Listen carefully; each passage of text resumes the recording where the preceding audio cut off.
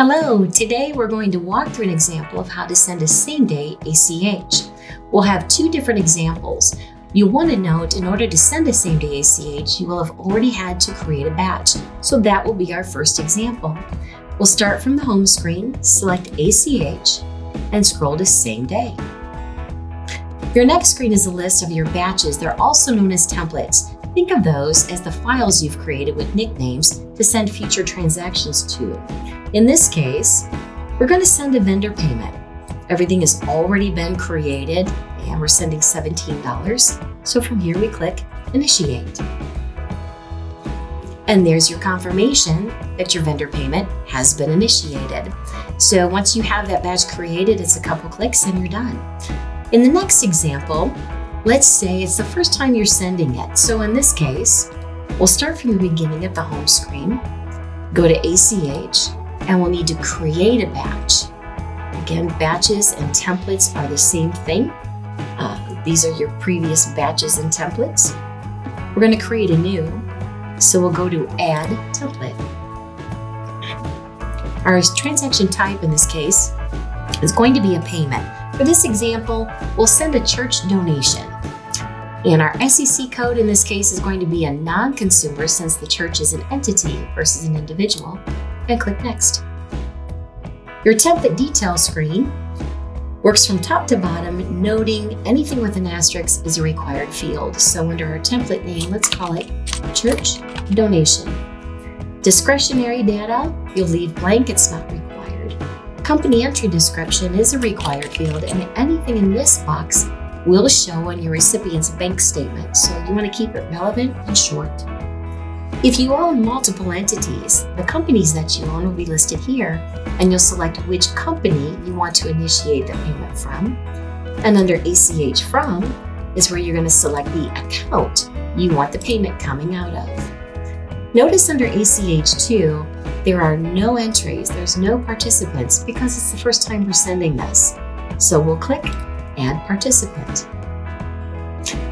If you were sending this payment to someone or a company you've paid previously, you would select it there. In this case, we're going to do New.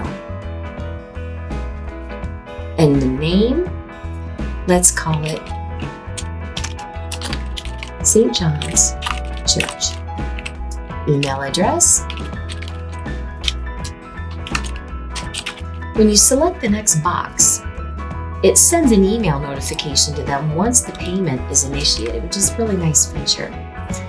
Your nickname can be anything you want, but I recommend keeping it the same as the name because it makes a search easier. So,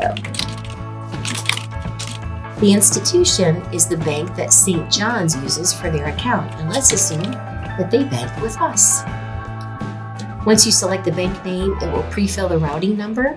If you see multiple routing numbers as an option, you'll want to verify with the church or whomever you're paying what routing number they need you to use. The unique identifier is a required field, but you get to choose what you put in here. In this case, it's not really a vendor, so we're going to put the number 1. You can use anything. If you have vendor numbers, you can put it in. A payroll file, you might use an employee number. But in this case, we'll just put in a number 1. The account number is the church's bank account. And you're going to select which type of account they're using. In this case, it's a checking. I recommend leaving status at active. If you put it on hold anytime you do transactions with the church, you'll have to go back and change it back to active. Group and discretionary data can be left blank. You'll also want to leave distribute payments blank.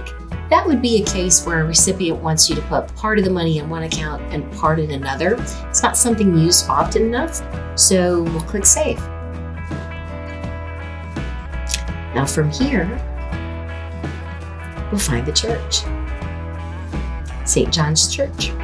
We'll click the box next to the name and click Add Selected Participants. It takes us back to our template details. It lets us know changes have been made, so we'll want to save it so they're not lost.